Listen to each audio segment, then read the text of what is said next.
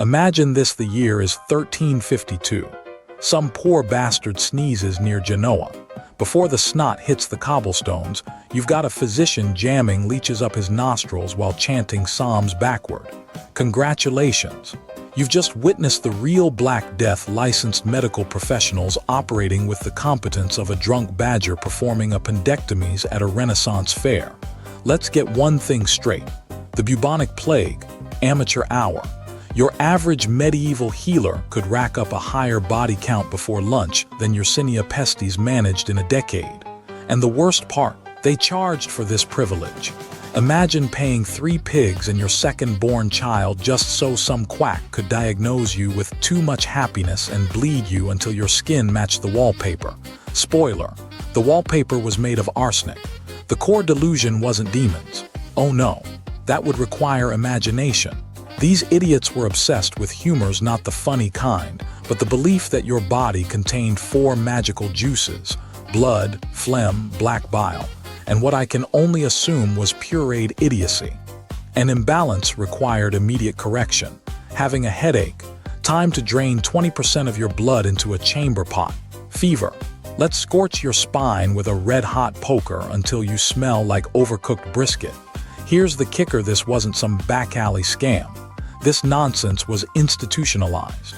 In 1315, the church declared medicine a licensed profession, which basically meant anyone who could afford gold-lined robes could legally commit homicide with leeches.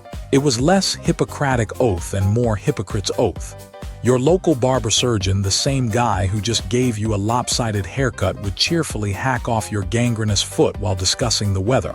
Modern analogy: letting crypto influencers perform triple bypass surgery because they own a stethoscope NFT. The pinnacle of this idiocy: bloodletting charts. Yes, elaborate diagrams mapping which veins to slit based on zodiac signs. Got a Taurus moon? Better bleed from the ankle while sacrificing a goat. Meanwhile, patients died of anemia wondering why Jupiter hadn't saved them. The most advanced physicians followed Galen, a man so confident in his wrongness he once bled a patient until they fainted, then declared this proof: the treatment was working. His texts remained medical gospel for 1,400 years. That's like if your Aunt Mildred's kombucha-soaked cheesecloth cancer cure became required curriculum at Johns Hopkins until the year 3023. And before you smug, modern meat sacks laugh, open your eyes. These clowns invented the grift we still suffer today. Medieval doctors sold unicorn horn as antivenom. Today, same snake oil, just packaged as quantum-harmonized frequency water, peddled by tech bros who think mitochondria are a Pokemon evolution. Humanity doesn't learn. We just swap leeches for goop vagina candles and pray the stupidity looks more aesthetic on Instagram. Your takeaway: next time some CEO tells you to bleed the company, realize he's not speaking metaphorically. He's the spiritual heir of a 14th century hack who thought drilling holes in skulls released evil vapors. Somewhere in hell, Galen is sipping arsenic wine and laughing his humorously imbalanced ass off. Imagine thinking your body ran on humors like some deprecated fantasy RPG, where bloodletting the melancholic wasn't a metal band but actual medical advice. The 4 humors doctrine was the ultimate pseudoscience hustle, where physicians diagnosed your spleen's black bile overload with the precision of a drunk tarot reader. You'd walk in complaining of seasonal allergies, and Sir Quack-a-Lot would squint at your urine vial and declare, "Bah, your phlegm-to-yellow bile ratio's off. Let's purge your intestines till you see God." This wasn't medicine, it was alchemy cosplaying as science. Take headaches. Modern morons pop ibuprofen. Medieval geniuses: they'd slash your radial artery like a failed sous chef because Hippocrates whispered that migraines were too much blood crowding the brain's VIP section. The cure: drain you until you turned into a human Capri Sun. Chronic headaches: slit wrists. Fever: slit ankles. Depression: believe it or not, slit thighs. The logic was impeccable: if life's a drag, just empty the tank. When patients inevitably croaked, physicians blamed improper zodiac alignment because accountability for peasants with functioning kidneys. This circus had rules, of course. The Tacuanum Sanitatis Medieval Web MD listed ideal bleeding hours based on planetary transits. Sagittarius Ascendant, perfect time to drain your jugular. The texts warned against bleeding when Venus is in retrograde, but never mentioned not doing it in a flea-infested shack with rusty lancets. My ex-wife Karen still lives by this crap. She'll adjust her humoral balance with kale smoothies while binge-watching The Bachelor. Some people never evolve. They just swap leeches for lactose-free kombucha. And the cures got creative. Yellow bile acting up. Time for a hellebore enema, shoving a toxic plant up your colon to expel evil winds. Black bile slump. They'd prescribe ground mummy, actual crumbled Egyptian corpses. That's right, graverobbing as gastroenterology. These lunatics turned autopsy into aromatherapy. But here's the kicker. This bullshit worked psychologically. Patients felt better after bleeding because their bodies were too anemic to register pain. It's like curing road rage by totaling your car. Fast forward to today, and wellness influencers hawk identical snake oil. Balance your chakras with this jade egg, or detox your aura with moon cycle celery juice. We've upgraded from bleeding basins to Stanley cups, but the grift's identical. Humanity's greatest talent, repackaging lethal stupidity as self-care. Now, if you'll excuse me, I need to balance my humors with bourbon. Phlegmatically yours, you insufferable amoebas. So after turning your living room into a slaughterhouse and shoving grave-robbed carcinogens up your colon, medieval medicine leveled up to architectural homicide. 14th century Europe decided the real killer wasn't bubonic plague, it was fresh air. Enter the draft-proofed death chamber craze. They'd seal every window crack with horse manure and rags to block miasma, this mystical, evil air they blamed for disease. Congratulations, you've just turned your hovel into a tuberculosis crockpot. Indoor CO2 levels hit concentrations modern OSHA would classify as a chemical weapon. Families would wake up choking on their own breath, mistaking oxygen deprivation for successful demon repellent. My ex Karen tried this last winter with her wellness sauna, wrapped herself in plastic wrap to retain healing vapors. 5 minutes in, she passed out and face-planted into a Himalayan salt lamp. Some evolutionary branches just stopped growing. The irony is biblical. Locking out bad air concentrated every bacteria-laden cough into a biohazard stew. Tuberculosis, the leading cause of medieval death, thrived in these moldy Petri dishes. But did they blame the actual pathogen? Hell no.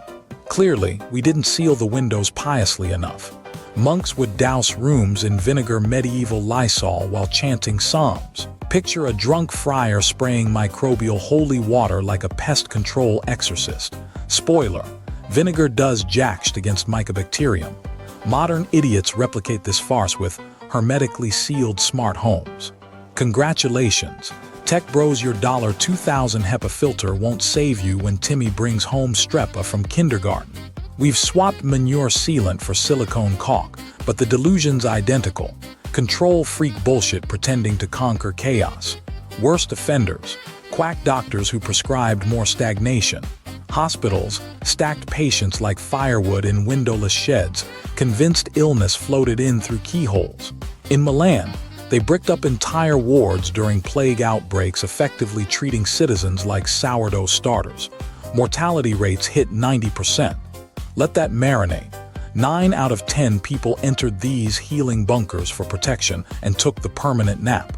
The kicker: this madness persisted for 6 centuries after Florence Nightingale proved ventilation saved lives in Crimea.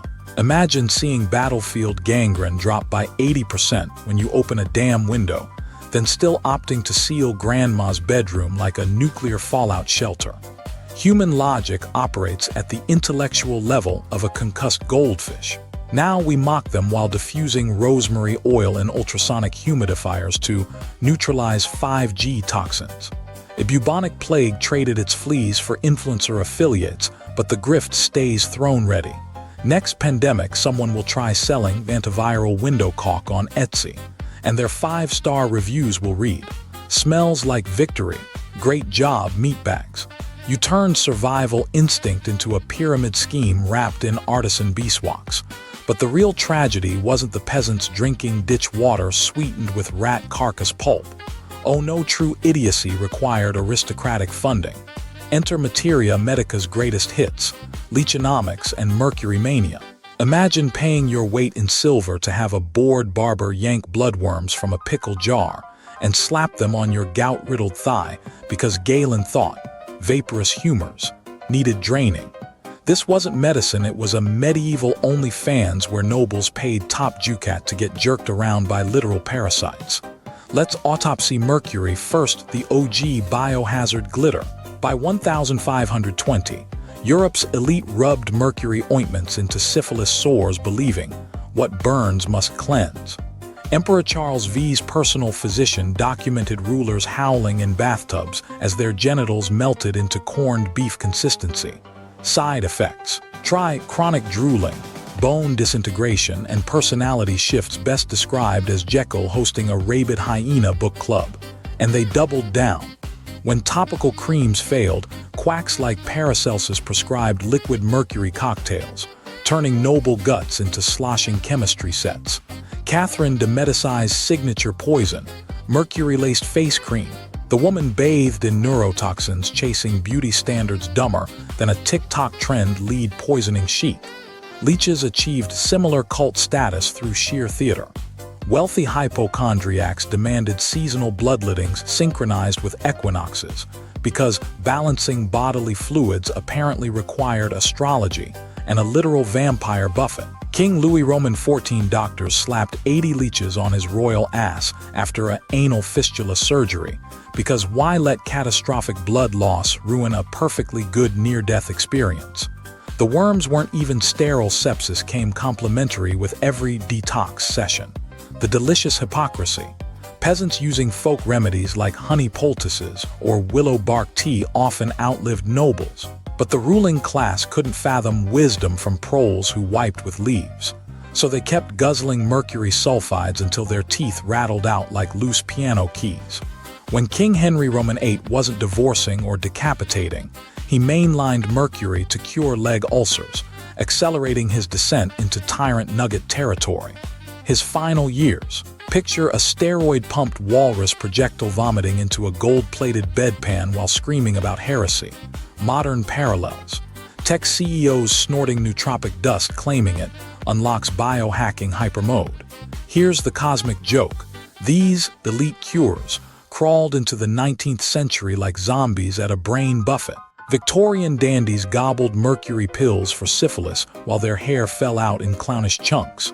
Industrialists dunked hats in mercury baths for that sleek sheen, birthing the term mad as a hatter, not from whimsy, but from watching craftsmen slur nonsense as their cerebellum liquefied. Even Freud praised cocaine and mercury as miracle drugs before realizing he'd turned his patients into twitchy raccoons.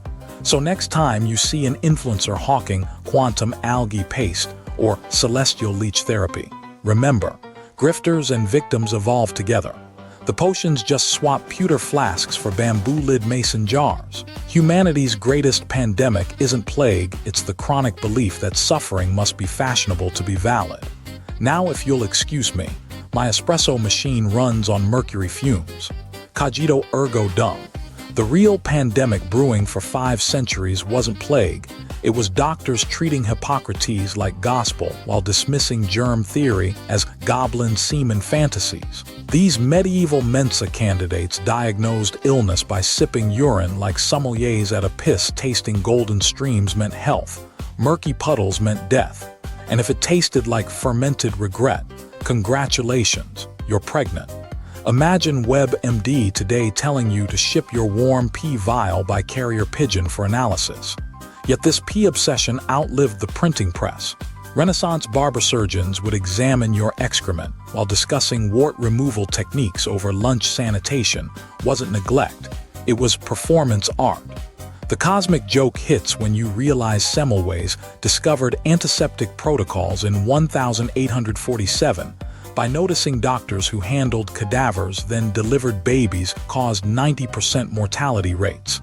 His reward: Colleagues called him unstable while continuing birth protocols with hands still slippery from autopsy gelatin. He died in an asylum from an infected wound. Poetic justice written in pus. Even Lister's carbolic acid spray faced riots from surgeons refusing to smell like a tar factory between amputations. These hypo-intellectuals prioritized olfactory preferences over patient survival, like Instagrammers filtering sepsis symptoms for better aesthetics. Victorian England bled 200,000 soldiers in Crimea, not from bullets, but from doctors rejecting statistical analysis proving cholera came from water, not bad air. Florence Nightingale calculated battlefield hospitals using math that could have prevented millions of wrong-side amputations. Yet Royal College physicians dismissed her as a hysterical number witch until she literally graphed their incompetence into public shame. Modern equivalent: flat earthers at NASA demanding corkboard and yarn to disprove satellites. This collective idiocy peaked when Pasteur's rabies vaccine faced protests from doctors who'd rather boil children in mercury baths than admit microorganisms exist. The French Academy of Medicine called germ theory a fairy tale for simpletons, while their silk gloves crawled with more bacteria than a porta-potty at Woodstock. Fast forward to COVID anti-vaxxers today citing toxin anxiety, while mainlining horse Duermer humanity's learning curve remains flatter than Earth's imaginary horizon. Blame Galen's ghost haunting medicine for 300 years with his four humors nonsense actual clinical guidance involving balancing black bile by eating cave mushrooms while avoiding left-handed virgins during full moons. Peer review meant wealthy patrons rubber-stamping cadaver theft as long as their gout tinctures kept arriving on time. The AMA today isn't much better, still charging residents $80,000 annually to memorize which pharmaceutical rep buys the best steak dinners. So here's your nightly existential terror. Civilization hangs by a thread woven from ego and denial. Your ancestors survived despite their healers, not because of them. Next time someone urges trusting your gut over vaccines, remind them medieval gut trusters drank fermented frog spawn for balanced vapors. Humanity's only consistency: watching millions die from arrogance while calling it tradition. Now, if you'll excuse me, my barista just recommended Leech espresso for blood-caffeine alignment. Somewhere, a medieval witch doctor nods approvingly.